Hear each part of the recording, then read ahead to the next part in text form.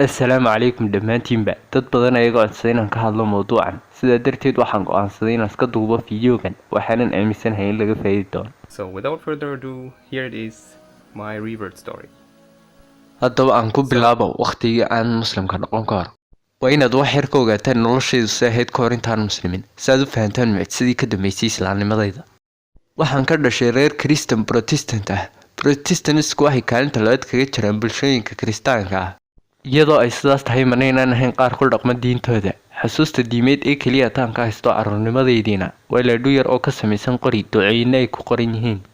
waan ogaa inaan iska haysan jirnay laakiin manaynaan isticmaali jirinba. intaan ka xasuustana maanu akhri jirin ducooyinkii ku qornaa. intaa kadib xasuustii igu xigtay ayaa ah casharaantii Kiristaanka ahaa ee dugsiga lagu baran jiray. waa necba oo madax bay iska ahayn. markii aan 14 jirka ahaana waxaan bilaabay inaan aamino inaanu ilaah jirin. markii aan dugsiga dhameeyayna waxaan noqday mulxid dhammaystiran. intaa kadib muddo badan ayaan saa ku sugnaa. haddaba waqtigaa mii jiray waxaan ka yaqaanay diinta islaamka? maya muu jirin. sida dad badan oo ku nool galbeedka wax fikrad ah kamaan haysan islaamnimada iyo sida xidhiidhka uu la leeyahay Kiristaanka. keliya ta diinta Kiristaanku ma wax yar ka yaqaanay, diimaha kalena hadalkooda badaa. intaa kadibna dhammaanteen waxaan ka markhaati ahayn qolooyinka xagjirada ee dadka caamada laaya iyagoo sheeganaya inay muslimiin yihiin. aqoon darradii iga haysay wax islaamkuna barayo iyo afkaartii qalloocneyd ee aan ka haystay diimaha darteed waxaan si fudud u rumaystay fasiraadda warbaahinta reer galbeedka, isla markaas ayaan bilaabay inaan naco diinta islaamka. intaa kadibna mabaan danin jirinba. iminkana aan wax yar niga taabto sidii aan diinta islaamka wax uga ogaaday. barbilowgaygii aan wax kaga ogaanayay diinta islaamka waxaa sabab u ahaa barashada qof muslim ah. fiidiyogana aan tii magac ahaan ugu yeedhi doono. waanan ka xumay inaan faahfaahin dheeraada ka bixin waayo qofka uu yahay tii arrimo shakhsiya awgeed. anigii tii barashadeennu waxay bilaamatay dhammaadkii 2014. waxaanu isku baranay qaab online ah. waxaanu bilownay inaynu wada hadalno annagoo xiisaynayna inaynu noqonno saaxiibo dibadeed. diinta uu tii haystay bilowgiiba way ii caddayd oo bioga profilkiisa ayaan ka akhristay laakiin aad ba ugama fikirin. sidaan hore idinku soo sheegayba waan iska ilaabay diinta islaamka. gebi ahaan diimahoo dhanna mabaan xiisayn jirinba. intii aynu wada hadlaynay tiina wax yar ayaynu ka taataabanay arrimaha diimaha waayo xilligaasi Christmaskii ayay ahayd.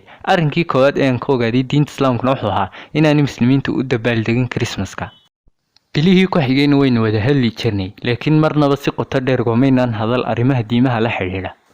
laakiin waxaa jirtay marar uu tii odhan jiray waa inaan salaada soo tukado ee isii sug si aan u aad ugama sii fikiri jirinba. sidoo kale waxaan bilaabay inaan wax ka ogaado rabadaanta marka uu tii soomi jiray inay suxuurtu tahay cuntada la cuno ka hor intaan la soomin iyo inay jirto rabadaanta kadib maalin la yidhaahdo iid oo ay reeruhu isu yimaadaan islamarkaasina dabaaldegaan. sidoo kale waxaynu ka wada hadalnay waxyaabahay diintu xaaraantimaysay. waxaan u sheegay tii in markaan asxaabteeda la kulmo khamri cabno wuxuuna ii sheegay in diinta islaamka mamnuucday isna inaan weligii cabbin. kadibna waxaynu ka wada hadalnay hilib doofaarkii sida caafimaadku ugu xun yahay. waxaan xasuustaa muuqaal uu tii ii soo diray oo ka hadlayay sida caafimaadku ugu xun yahay hilib doofaarku iyo xaaladaha doofaarada lagu dhaqdo. guud ahaan waa wax caafimaadku u xun. waqtigaas ayaanan bilaabay inaan iska dayo hilib doofaarka intii aan iska dayn karo. sidoo kale tii waxay iga saxay afkaartii qalloocneed ee aan ka haystay diinta islaamka iyo muslimiinta guud ahaan. ama kaag bay igu noqotay inaan ogaado in muslimiintu rumaysan yihiin nebiyada kale iyo ciise inuu nebi ahaa. la yaab iyo fajacida ayay igu noqotay waayo warbaahintu aad bay uga hadli jirtay dadka badankooduna waxay u muuqdeen inay wax kasta ka garanayaan diinta islaamka. laakiin marna ma maqal hal eray oo tilmaamaya inay muslimiintu rumaysan yihiin ciise. tii wuxuu kaloo iga saxay arrimaha argagixisada. wuxuu ahaa muslimkii ugu horreeyay ee aan isbarno oo islaamnimadiisa si furan igala hadlay. way jireen qaar aan isku arday ahayn laakiin marnaba kamaynaan hadal islaamka iyo diimaha kaleba. sidaasaan markii ugu horreysay ku ogaaday shakhsiyadda qofka muslimka ah. markaas ayayna ahayd markii aan bilaabay inaan xiiseeyo diinta islaamka. sida qof kastoo muslim ahna tii wuxuu ka warwari jiray waxa igu dhici doona markaan dhinto kadib. aayar ayaynu bilownay inaynu ka wada hadalno islaamku wuxuu yahay iyo wuxuu ku saabsan yahay. tii waxay la wadaagay dhowr muuqaalo oo YouTube ah. tusaale ahaan waqtigaas waxaan daawan jiray muuqaalo uu leeyahay Merciful Servant oo laga yaabo inaad badankiin wada garanaysaan. waxay u muuqdeen sheekooyin fiican laakiin ma rumaysnayn. waxaan dareemayay inuu jiro wax maqan oo ay qancin kara. waxaan ahaa qof qaata wixii caqliga geli kara ee macquul ah. weligeyba saan wax rumaysto waxay ahayd in waxaas saynis ku jiro. waxaanan u malaynayaa inay halkan ahayd barta uu hanuunitaanka Alle si cad uga muuqday socdaalkayga. in igu filan ayaan baadhaysaan u ogaado haddiiba ay diini jirto taasoo sax ah inay islaamka tahay. waa diinta keliya wadata fariin cad oo maangal ah sidaana ahayd kumanaanka sano.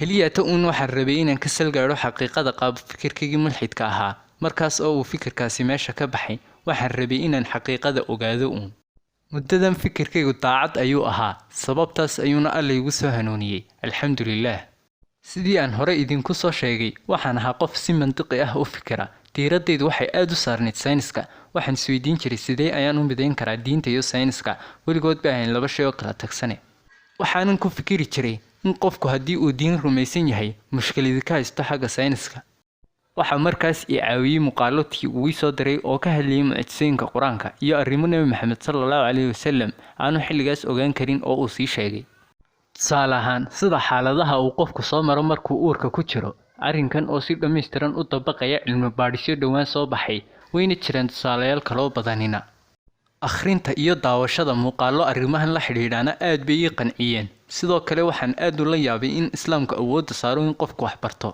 u fiirfiirsado adduunka ku xeeran sidoo kale wax baadho mana jiraan mushkilado u dhexeeya islaamka iyo sayniskaba aniga iyo tiina wadahadallo dhowr ah ayaynu yeelannay oo ku saabsan arrimo dheeraada tii ayaan u sheegi jiray saan wax u arko isaguna waxay ii sheegi jiray diinta islaamka waxay ka qabto iyo xaggay ka taagan tahay arrimahanina indhaha ayay ii fareen waxaanan ogaaday ujeeddada uu qofka muslimka ahi u nool yahay sidoo kale muuqaaladii aad ayay iga caawiyeen inaan wax badan fahmo mar baa jirtay uu tiigu yidhi malaa waxa fiican inaad masaajka tagto si aad wax badan u sii ogaato iyo inaad heshid tarjamaadda qur-aanka hore ayaan ugala soo degay internetka tarjamaadda qur-aanka oo bilaa sharaxaad ahayd tarjamaaddana aad ulamaan dhicin sidaa awgeed markaasi waxba kamaan fahmin markaas ayaanan go'aansaday inaan tago masaajid googlaha ayaan ka baadhay masaajidka ugu weyn ee ii dhow nambar ayaan ka helay waanan garaacay waxaan ku yidhi waxaan ahay qof islaamka xiiseeya waxaanan jeclaan lahaa inaan qof ka wada hadalno qofkii ila hadlayay ayaa igu jawaabay dhib male ee ii kale masaajidka ayaan joogayay saacad kadibna masaajidka ayaan wada fadhinayba wuxuu ahaa imaamkii masaajidka waxaanu ii sharaxay arrimaha gundhiga oo ah islaamka nebiyadii xidhiidhka ka dhexeeya islaamka yuhuudda iyo kiristaanka badankooduna waxay hayeen waxyaabaan hore u akhriyey amaba tii ka maqlay laakiin aad bay wanaagsaneyd in qofi si toos ah igu sharaxo su'aalo toos ahna waan weydiinayay markii waqtigii salaadii la gaadhayna xagga dambe aan iska fadhiistay waan iska daawanayay waxaan u malaynaya inay ahayd salaadii duhur markii salaadii laga baxayna imaamkii ayay siiyey kitaab qur-aan oo lagu turjumay luuqadda jarmalka waana kan aan nii tusayo waxaa turjumay maxamed asad markii horena af ingiriisi ayuu ku qornaa kadib ayaana loo afceliyey luuqadda jarmalka maxamed asad waa yahuudi u dhashay dalka australia oo markii dambe islaamay aad iyo aad ayaanu jecelay buuggan waxaana ku yaala sharaxaad badan marka loo barbar dhigo wixii aan hore u akhriyeyna aad ayuu uga duwanaa sidoo kale waxaan helay buug yaro ku saabsan noloshii nebigeenna sallallahu calayhi wasallam waxaasoo dhammina waxay dhaceen bishii labaad ama saddexaad ee 2016 saddexdii bilood ee ku xigayna waxaan ku qaatay akhrinta kitaabkii la turjumay ee imaamku ii dhiibay sidoo kale waxaan doonayay inaan mar kale rabbigayga u muujiyo calaamad tilmaamaysa daacadnimadayda oo markaas aanan rumaysnayn waxaan bartay weysada waxyaabihii aan aad kula tacjabay markii aan akhrinayay tarjumaadiina waxaa ka mid ahaa in qur-aanku ka hadlayo shay kasta oo uu u baahan yahay qofka bini'aadamka ahi sida shareecada iyo axkaamta kala duwan xuquuqda dad gaara tusaale ahaan oo kale sida agoommada iyo sida loo kala qaybsanayo dhaxalka way badan yihiin waxyaabo badan uu ka hadlaya sida qisooyinka ambiyada iyo waxyaabaha aadka u tirada badan ee laga baran karo qur-aanka waxyaabo badan ayaad ka baran kartaa anigana aad buu ii saameeyey waxaa kaloo ka mid ah awood saaridda camalka wanaagsan iyo guud ahaan wixii wanaagsan oo dhan inaad ku dadaashid markaan dib u xasuusto waxyaabihii aan warbaahinta ka maqli jiray marnaba maan filanin inuu ka hadlayo in qofku xumihiisa la dagaalamo xaggii ahayd inuu qof kale la dagaalamo warbaahintu keliyata waxay sheegtaa uun inuu qur-aanku ka hadlayo la dagaalanka dadka kale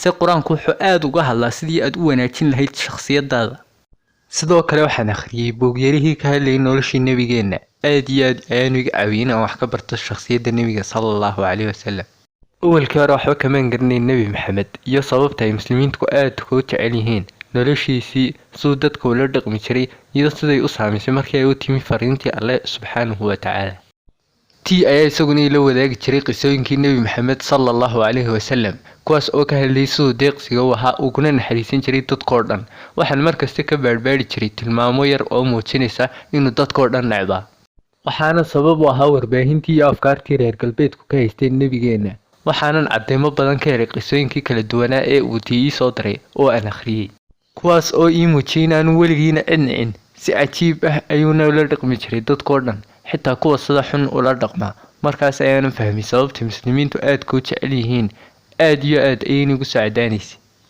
aniga laftarkayga waxaan bilaabay inaan jeclaado. Waqtigaas waxaan sii watay baadhisteedii, waxaan iga hor yimid muuqaallo lagu jeesjeesay diinta Islaamka.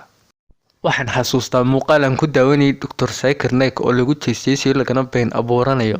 maanta waan iska dhaafaa oo waan ku qoslaa, waayo waa been, laakiin waqtigaa way yara saameeyeen oo shaki bay galay. laakiin Ilaahay ayaa mahad leh oo hore ayaan u socday. waan sii waday baadhitaankaygii oo waxba jiray hore ii waday oo i dhaqaajinayay. waxaanan dareemayay in daloolkii aniga Islaamka u dhaxeeyay soo yaraanayo. markastay korodhay aqoontii aan u lahaa noloshii nebigeenna, qur-aanka, muslimiin badan iyo si yihiin, dhab ahaantii waxay iga dhigeen inaan u soo dhawaado diinta Islaamka. xilligaas caqabadihii iga hortaagnaa inaan islaamo waxaa ka mid ahaa isbeddelka Islaamku ku keeni doono nolosheeda. shaydaanka ayay qurxinay nolosheeda. wuxuu ku siinayaa sababo aad dib ugu dhigi doontid sida maymay maaha iminka, waqti badan ayaa ku sugaya. sidoo kale xaaladda cuntada ee waddankan aan ku noolahay ayaa dib u dhigista badankeeda sabab u ahayd, oo way adagtay in hilib xalaala halkan laga helo. arrinka kale ayaa isaguna ahaa siday reerkaygu uga falcelin doonaan arrintan. sidaan hore u sheegayba, shaydaanka ayaa i waswaasinayay. si kastaba ha ahaatee waxaan dareemayay keliya toon inay wax yar iga dhimantay saan u islaamo. xaaladdan markaan ku jirayna wax kasta waan aaminsanaa, arrimahan yaryar unbaa iga hortaagnaa. riixitaankii yaraa ee aan u baahnaa markaasina wuxuu mar kale ka yimid tii. waxay ahayd in qoraal yar oo uu ii soo diray, kaasoo ku saabsanaa kana hadlayay beri waad dhiman kartaa, ma ogid inaad sii noolaan doontid maalin kale, saacad kasta aad dhiman kartaa. waxaanan isweydiinayay maxaad u muslimi la'dahay, bal ka waran haddaad beri dhimato adoo gaala, isla markaasna rumaysan in Islaamku sax yahay, wax cudurdaara ma yeelin doontid markaad is hortaagtid Rabbiga. arrinkaasina aad buu ii dhaqaajiyey. masaajidka ayaan ku noqday. waan xasuustaa waxay ahayd maalintii afraad ee Ramadaanta, bishii 6 2016. 3 bilood unbaa kasoo wareegay markii ugu dambeysay masaajidka. waqtigaa nin Masri ah ayaa masaajidka imaamka ahaa siduu taraawiixda u jijiyo. waan ka xumay inaanu imaamkii hore joogin, laakiin mar kale ayaan kulannay. aad baan ugu farxay markii aan u sheegay inaan muslimay. haddaba masaajidkii aan soo galay, qofkii ugu horreeyay ee aan arkana waxaan u sheegay inaan u yimid sidii aan u islaami lahaa. wuu yaabay, wuxuuna la yaabay qofkan masaajidka iska soo galay ee doonayay inuu islaamo. imaamkii ayaa markaasina ka hor intaanan ashahaadanna si kooban ayuu ugu sharaxay waxyaabaha ugu muhiimsan ee Islaamka ay tahay inaan raaco. intaa kadibna waxay ahayd inaan qaado tallaabadii ugu weyneyd, taasoo ah inaan ashahaato. waxaan ka hor ashahaatay dhowr walaalo ah, adigu ilaa 5 bay ahayn saan filayo. alxamdulillaah, waxay dhacdo aad u saameyn badan, dareen aad u wanaagsan waan dareemayay.